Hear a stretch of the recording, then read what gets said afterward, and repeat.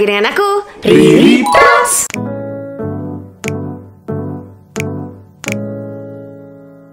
Sekarang aku sudah kembali lagi ke rumah. Dia tidak sekolah karena si Yain tiba-tiba batuk lagi. Tiap 2 minggu sekali sakit ya bun. Ya. Iya lagi.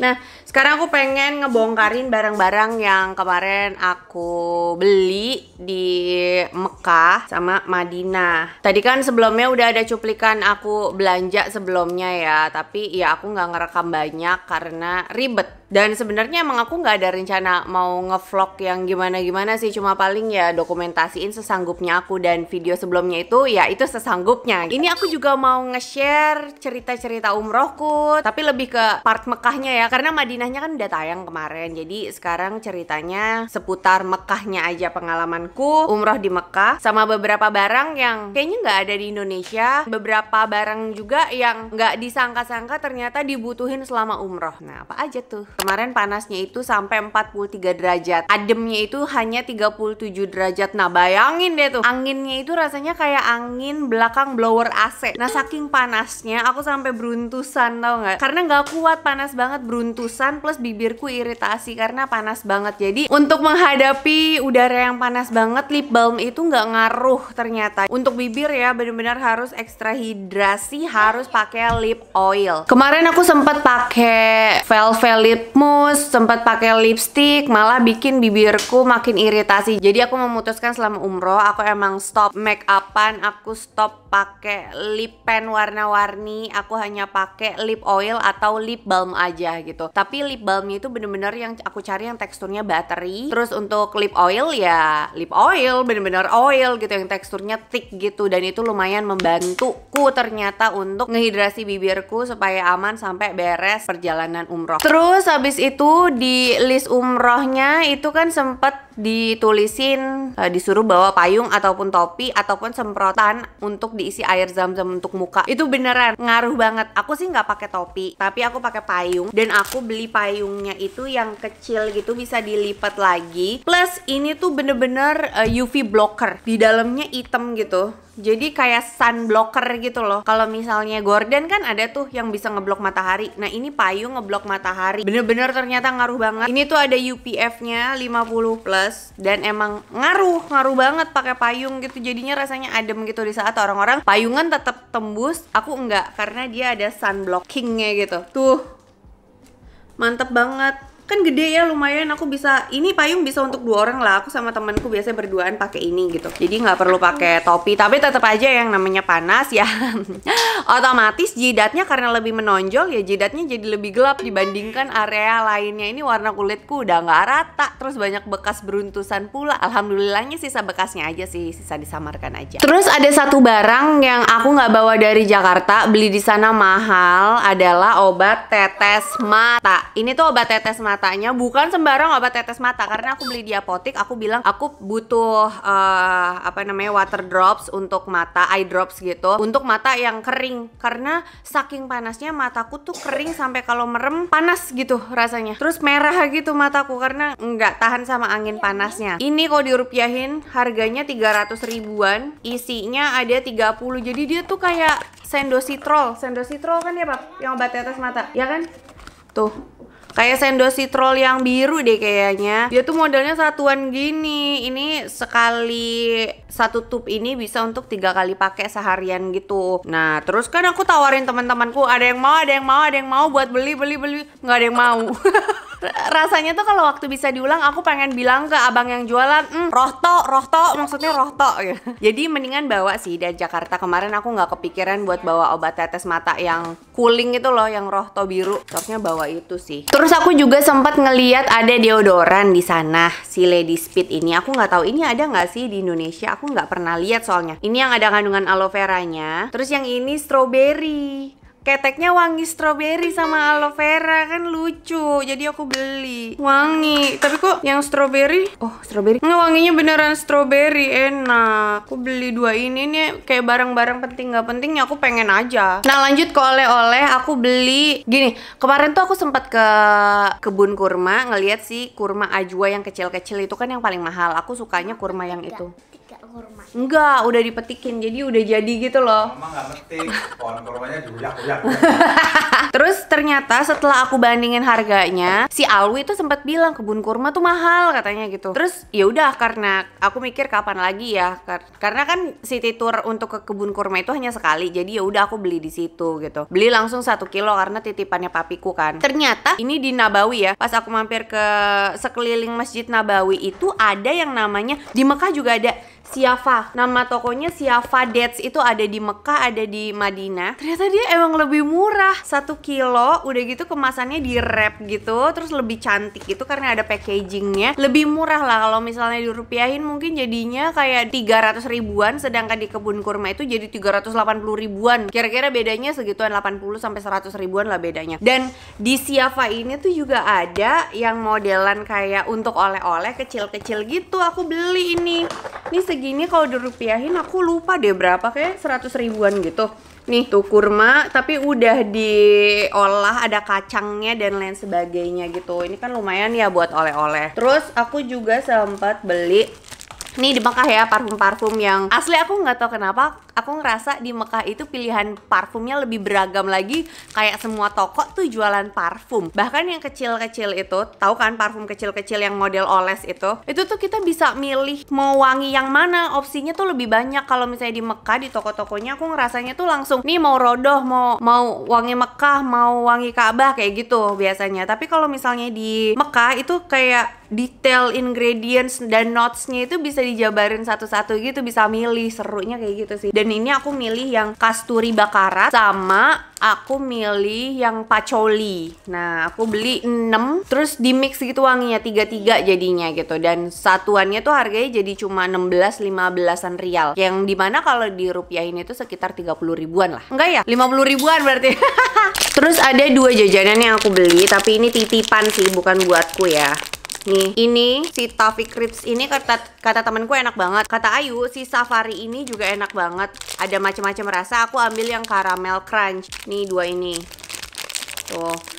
Ini buat dibagi-bagi sih, lebih ke titipan warga ya. Dan yang aku sadar, orang-orang di itu masuknya Saudi Arabia nggak sih? Ya kan? Mekah Madinah tuh masuknya Saudi Arabia. Orang-orang di sana tuh kayaknya pada sweet tooth deh. Karena tuh kopinya, Starbucksnya itu manis pol, masya Allah, sumpah manis banget sampai giung. Terus cemilan-cemilannya juga yang manis banget. Orang di sana tuh suka banget roti dan manis. Terus aku juga beli buat oleh-oleh Panadol ekstra selalu ya. Karena katanya Panadol di Arab itu nampolnya bener-bener ekstra banget. Jadi buat oleh-oleh aja, karena ya teman-temanku itu kan sudah pada jompo-jompo ya. Jadi ya udah. Terus sama beli ini Fix. Ini aku nggak pernah lihat di Jakarta, jadi ya udah aku beli. Ini refreshing drops kayak permen mentol gitu. Aku beli yang rasa lemon mentol. Ah, ini sama ini wild cherry dan eucalyptus. Ada tulisan Arab. Iya, ini ada tulisan Arabnya. Si Fix ini, kalau misalnya yang satunya itu kan Fix apa sih, Longens apa sih, itu aku udah pernah coba. Yang ini aku belum pernah coba, jadi aku beli yang ini gitu buat oleh-olehin, kan kecil-kecil juga kan, nggak makan tempat di koper ya. Terus yang paling aku incar selama umroh untuk belanjanya sih sebenarnya aku pengen beli sejadah. Sempat beli sejadah buat papap tapi lagi dicuci. Terus aku juga sempat beli yang kecil-kecil dan cantik ini. Ini harganya 30-an apa 20-an gitu, aku lupa. Tuh, sejadah biasa sih, bahannya nggak terlalu tebal tapi juga nggak tipis, tapi bisa untuk traveling karena ada pouchnya. Pas dibuka tuh bukan yang kecil gitu loh, ini tuh gede dan nggak ngeberatin. Ya kalau misalnya mau pergi-pergi bawa ini di dalam tas sih asik banget. Tuh, bisa di sling.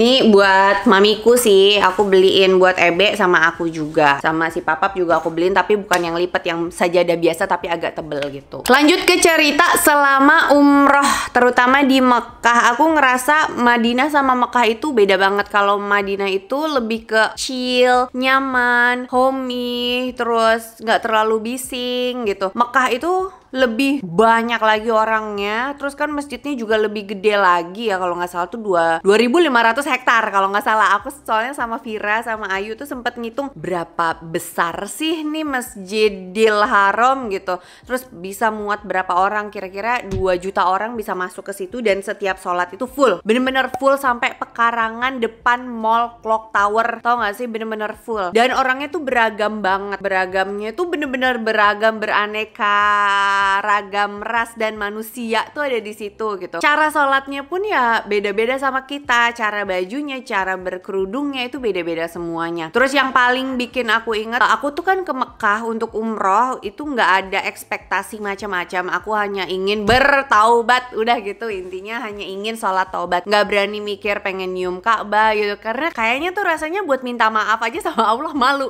saking banyaknya dosanya tuh malu. Jadi aku nggak punya ekspektasi ataupun goals pengen nyium Ka'bah, pengen umroh berapa kali, itu aku nggak ada lah di pikiranku gitu. Bener-bener ikhlas aja, aku pengen taubat doang gitu. Ya aku cuma pengen satu, sholat taubat depan Ka'bah, udah pengennya itu doang. Tapi ternyata pas menjalankan proses umroh, aku kira tuh umroh itu berat di tawaf. Jadi proses umroh itu ada 2, buat yang belum tahu ya. Kalau misalnya udah tahu ya mohon koreksinya nih kalau ada salah-salah. Jadi proses umroh itu adalah tawaf 7 kali, abis itu sa'i 7 kali. Aku kira yang berat itu pas muterin Ka'bah, tapi ternyata yang paling berat itu adalah pas sa'i. Karena pas aku hitung, aku pakai jam tangan kan, pakai jam tangan tuh nggak apa-apa pas umroh. Aku hitung perjalanan selama tawaf dan sa'i itu memakan waktu hampir 2 jam total, in total dari persiapan dan lain sebagainya itu 3 jam. Terus pas dihitung langkahnya itu sampai 20.000 langkah. Plus tips and triknya menurutku nggak perlu pakai kaos kaki yang tipis yang keset gitu. Mendingan pakai kaos kaki tebel yang enggak licin, atau kaos kaki buat pilates atau yoga yang ketutup itu kan agak tebel tuh. Menurutku pakai itu lebih enak sih, karena alhamdulillahnya dari semua rombongan itu cuma aku yang nggak pakai kaos kaki yang keset, tapi aku pakai kaos kaki yang lumayan tebel dan gak licin. Nah ternyata ngaruh pas setelahnya, yang dimana teman-temanku itu kakinya pada pegel besokannya. Aku aman alhamdulillah gitu, karena aku juga nggak mikir kalau misalnya tawaf itu harus pakai kaos kaki yang keset apa gimana.